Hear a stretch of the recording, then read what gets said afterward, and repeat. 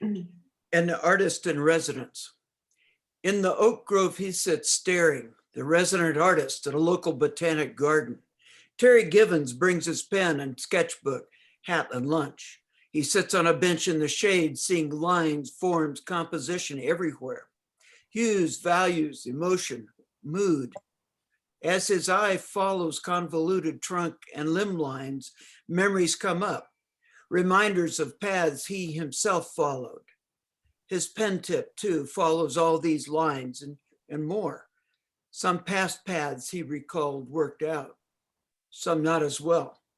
His pen lines, too, all conspired to bring him to this place now. The schooling, the classes, his teaching, even his positions at a high state level, all of the artworks he'd known or wished that he'd done. All the artists from long ago, the books he read, paintings he'd planned, done and left undone. While Terry sits lost in thought far off, his pen walks its own way. It takes his dots for walks and does it again and again. The oak tree takes Terry's line and loses it within itself, caressing form, suggesting movement and pulling Terry's hand, singing unspoken histories, tantalizing with hidden secrets. How old was this tree already by the time Terry's grandparents were born? How long after Terry is long forgotten will this tree still stand? By the time he looks up, sandwich uneaten, the sun is going down. He stretches, picks up his things. He notices the simple sketch. Maybe tonight he'll find the time to add a splash of accenting watercolor here and there. Maybe he will see this tree tonight again while he sleeps and dreams. All right, that was Ken Johnson. Welcome to the Inland Valley Art and Literature Show. My name is John Branningham. And I'm Kate Flannery, lawyer and writer in Claremont. And I'm Ken Johnson, and I write and paint in Upland. And we are, today we're talking about the art of Terry Givens, which is part of a kind of a larger project that some of us have been doing, which is exploring our local Inland Empire artists and what they do. And it feels, in the Inland Empire, feels like a incohesive place, but it's not. Uncohesive? Incohesive? Not cohesive. Like incohesive. Incohesive.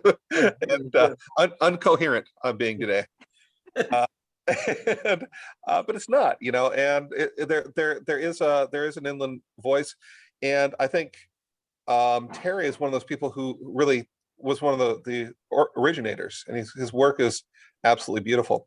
Ken, you just heard a quick memoir piece, a flash memoir from Ken Johnson, who knows Terry. And I wonder if you could talk to us, Ken, just about where that comes from, what that piece was from, what inspired it, that kind of thing. Oh, yeah. Terry is this amazing guy, and I first met him through the Claremont United Methodist Church, where he attended and I attended. And I met him there, and I got to know him a little bit, and then suddenly I didn't know what he did and who he was until he started becoming involved in this quite radical artist group within the church that planned the annual holiday display out on Foothill Boulevard. And this display was really something. They would do tableaus, and they might talk about immigration this year. And so they would have 3 cages, and one of the cages would have the mother, and one the father, and the third the child.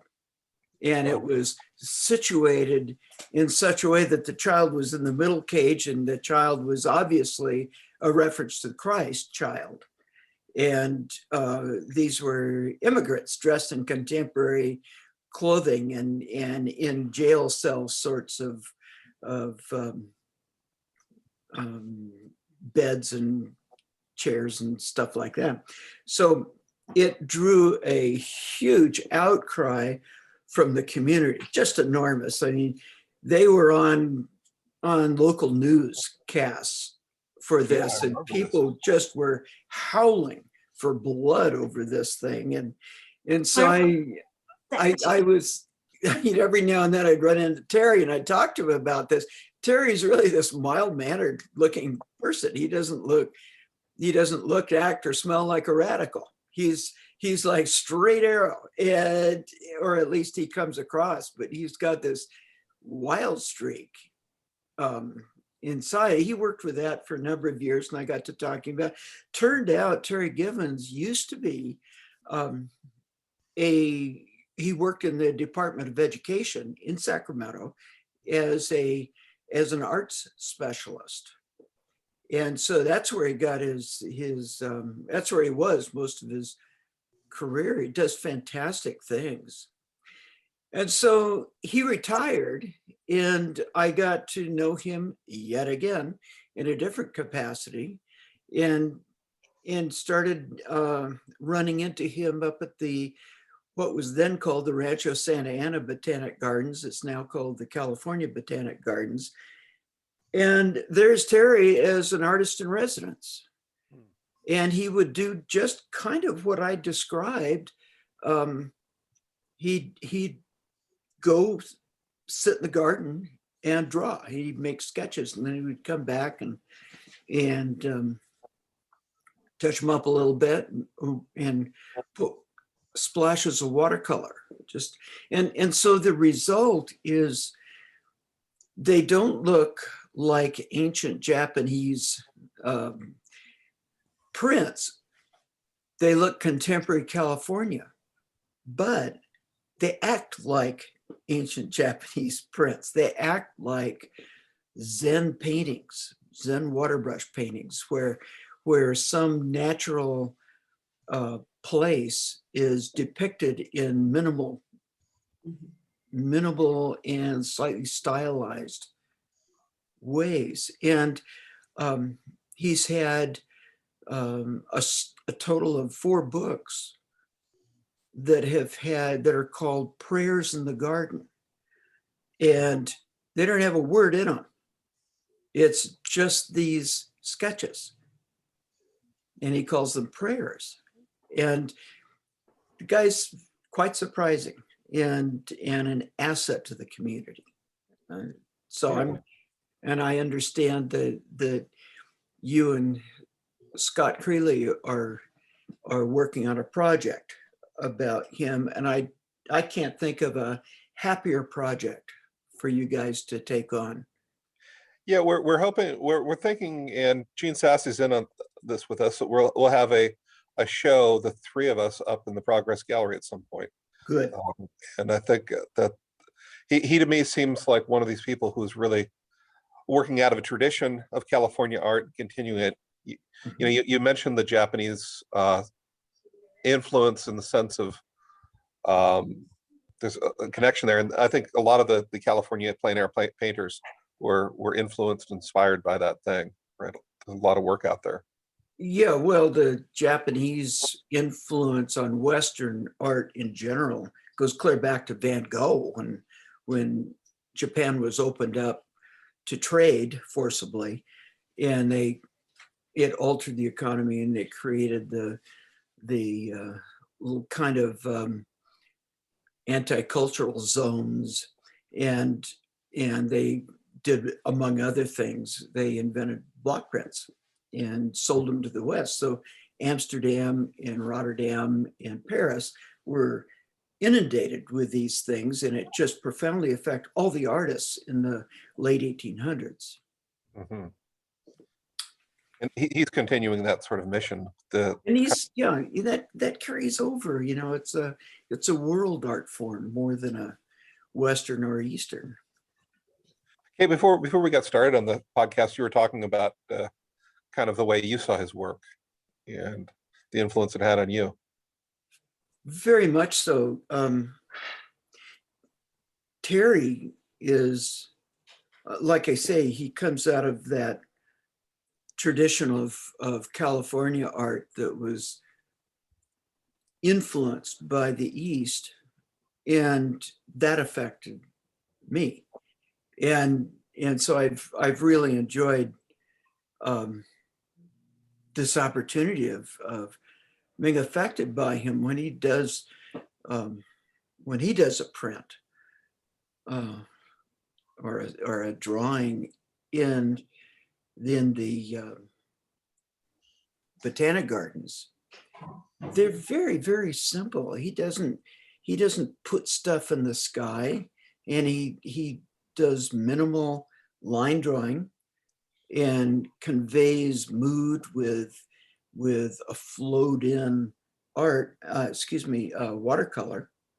And it's done, it's not hit you in the head kind of aesthetic. It's very subtle and very in keeping with the mood of what he's doing. I think having a gallery full of his stuff sounds like one of the most exciting things I've heard in a long time. Great, Kate, yeah.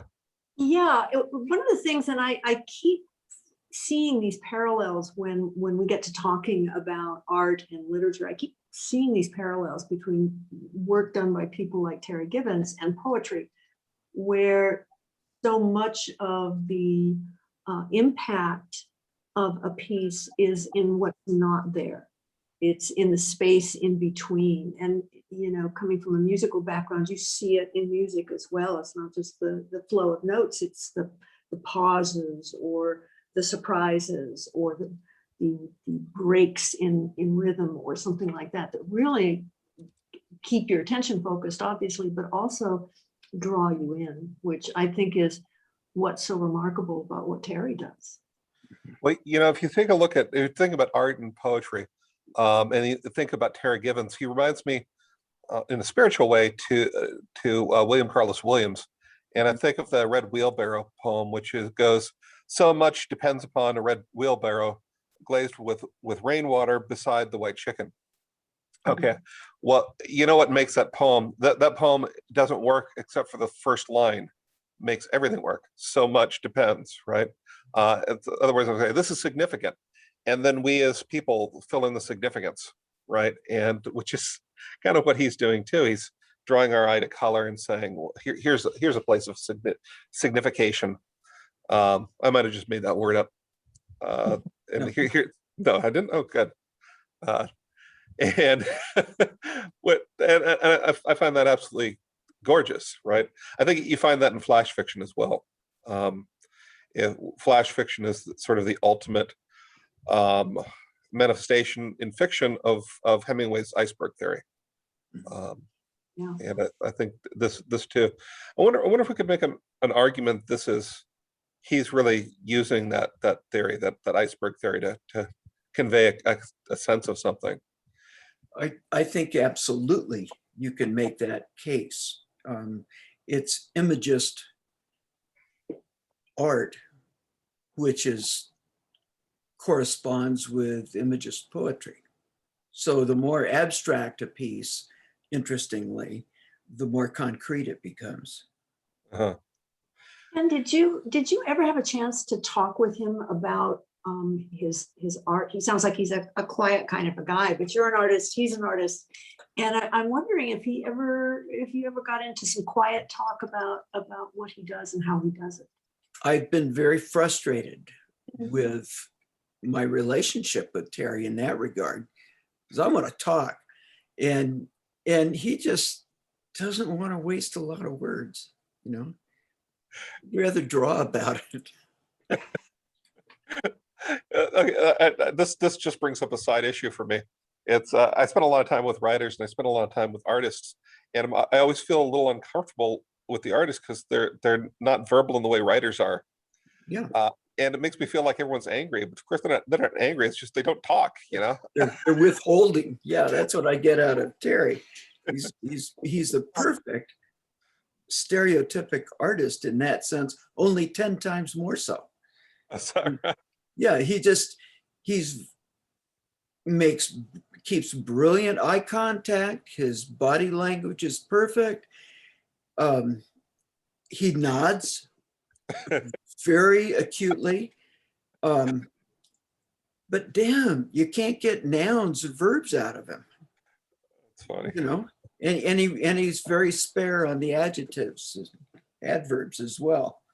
Well, There's gutturalisms, you know? but if it's like his art, then, he's probably using 2 or 3 words to say more than the rest of us can. Absolutely. And timing. Uh-huh. Yeah. It's, I didn't know, I was really interested and excited about that piece he did on Foothill Boulevard, and I guess other people did it with him. I didn't know that was him, but it's in keeping with what you're talking about, Yeah. because there wasn't much there, but it made a huge impact. I mean, absolutely. There was no statement, Mhm. a written statement up there. I think there was a biblical verse or something, which just sort of grounded it within the Christian tradition. Yeah. And that's what really flamed most of the polyester Christians who drive by and get out and jump up and down and spit and yell epithets. And it was just really ugly. But they didn't need to do that. The image itself spoke volumes about the tradition of the church, about the theology of the New Testament, and about current events. Yeah. And they let that audience, that hateful audience that came by, they would let them do the Well, talk. their reaction is part of the art as well. Exactly. That is as much statement as anything else. And that's a very imagistic approach. Yeah, and what's really interesting to me too is that everybody understood what was being said. I mean, there's nobody who got something else out of it. Everybody knew. And Yeah. I think that's the sort of the proof of the power of that kind of communication, where everybody really understands. You don't have to, you don't need the words. Nobody needs to explain it. A lot of abstract art just leaves everything open for interpretation. In this particular case, there could be interpretations made, but they were like subscript interpretations. They were nuances, and people might argue about whether such and such was accurate or something like that. The main story was just hit you on the head, clear. Absolutely. And it's getting right to that Bible verse, and it's Matthew something, I think. Whatsoever you do to the least of my brothers, that you do unto me. Right? Mhm. He's really drawing up that part of the church. Yeah. So I know he also was an art teacher before he got in there. So his And influence. I don't know what level. Uh-huh. I know he helped write curriculum for Uh-huh. the state of California standards for art education. Because in my capacity as a national board art person, I had to look at different state curriculums, and California was, I mean, this is what's so interesting about Terry. California's is one of the best in the nation. California doesn't put any money behind it, but they sure write a good story. And California's story was more complex and granular than most. Well, that's right. So Terry did his job. We just need. He did his job. The Yeah. taxpayers and the legislators didn't do theirs. Yeah. We need to get Governor Newsom to, put something behind this. So if we're gonna make a statement about Terry, what can we say about Terry? What's our final word about this man? A few words. Boy, a hidden complexity Uh-huh. and a nuanced understanding of art in general and his own practice in particular. Yeah. My wife Ann always says that visual arts, the one key thing you need to have is the ability to see things. And that's what people miss, is that, you know, they think it's all about dexterity and stuff. And no, it's your ability to look and really see what's there Look and in not the what you wood. expect to be there. Yeah. And I get that with Terry. It's beautiful. Yeah, I was thinking about that today too. Interestingly, I was thinking about my friend, a former Claremont High School graduate, David Kimball Anderson, who's who has mainly distinguished himself for being a surfer and a kind of political cartoonist in high school, but he's now probably in our class the foremost artist, and probably the foremost artist that's currently practicing in our in Claremont. He's known nationwide. There's coffee table books of his sculpts put out, and they're brilliant. He's still working. He's still very productive. And there is a kind of a symmetry between his work and Terry's work. David's a sculptor mostly. And he also is a photographer and does some drawing but mainly he's a sculptor, and his pieces are just wonderful. And Terry follows that very much. Usually sculptors are less about seeing things in the world, more about creating something fresh in the world. And that differentiates them. But Terry's along in that line. He's not trying to take photographs of the world. He's trying to create prayers about the world. And he incorporates his art to that purpose. Prayers not in the religious sense, but prayers in the spiritual sense. Just doing a quick look at his work. I've got two of those books you described, and I'm looking around. It's interesting what he chooses to color, right? Well, And exactly. That's what you're talking here is about curatorial eye. yeah, You know, he curates his own personal visual experience yeah, as he looks. That's what we all do, but he's really good at it. yeah. Well, it seems to me he's mostly doing bases of trees, right? Not necessarily, you know, what is for the true thing. Right. Well, because I think there's an answer for that one. If you get caught up with all the leaves, you're in a dump truck load of detail. Whereas if you do one single trunk, you're doing two lines and some shading between. Uh-huh. You can't do that with leaves. You can do leaf masses, but then that's not the kind of work he does. He's does very clear images of single things within a complicated context. Hmm. That's great. I felt like I cut you off there, Kate. You were going to say something.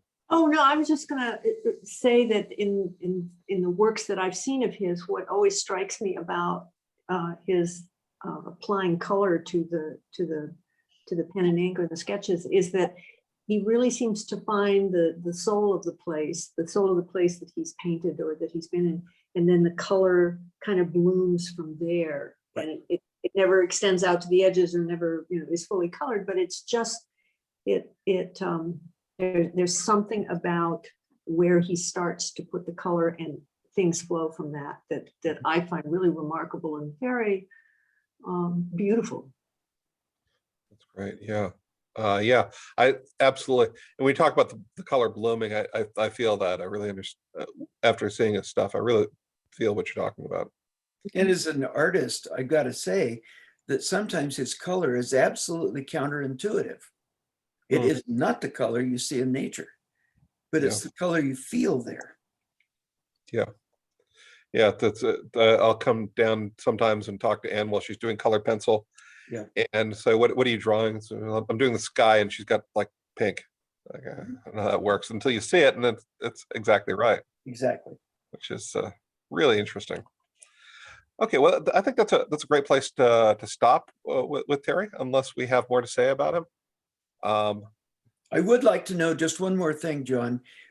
When you and Scott have conceptualized this, what is the writing going to be? Is it going to be poetry? Is it going to be stories? Is it going to be vignettes?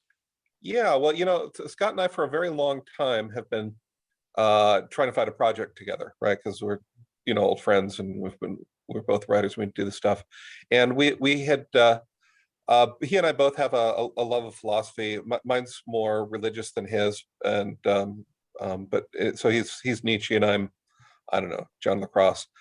And we were going to go in there and write little story vignettes, and that was the plan. We're looking for a project where we could do that, bring in sort of philosopher per thing.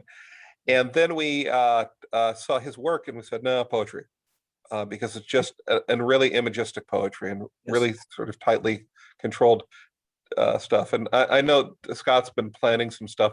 He wants to talk about that which is left intentionally unfinished. Good. Which looks really interesting to me. That is really interesting. I was so afraid that you're going to try and do illustrative poetry, or write something that Terry's work would be in illustration of, and I'm glad you're not going to do that. This is more important. You need to create tension and dynamism between the writing and the art, especially with Terry's stuff, because his stuff is so rich. Yeah. And I think you're going to want to match the sort of combination of lightness and air and depth that he puts into his art. You're going to have to match that with your words. Yeah, it's a danger of doing a phrase is that you can limit what you're writing about. You can limit the image that you've discussed, put on a final sort of answer to that thing, and sometimes that's done well. Talk about William Carlos Williams talking about the fall of Icarus, right? He does that well, but sometimes it's done, but a lot of it can be done badly. So I think the two need to have interplay as opposed to explanation. Absolutely. Okay, well, that's a great place to stop. We'll see you next time, Inland Valley Art and Literature Show. Thanks, John. thank you, John.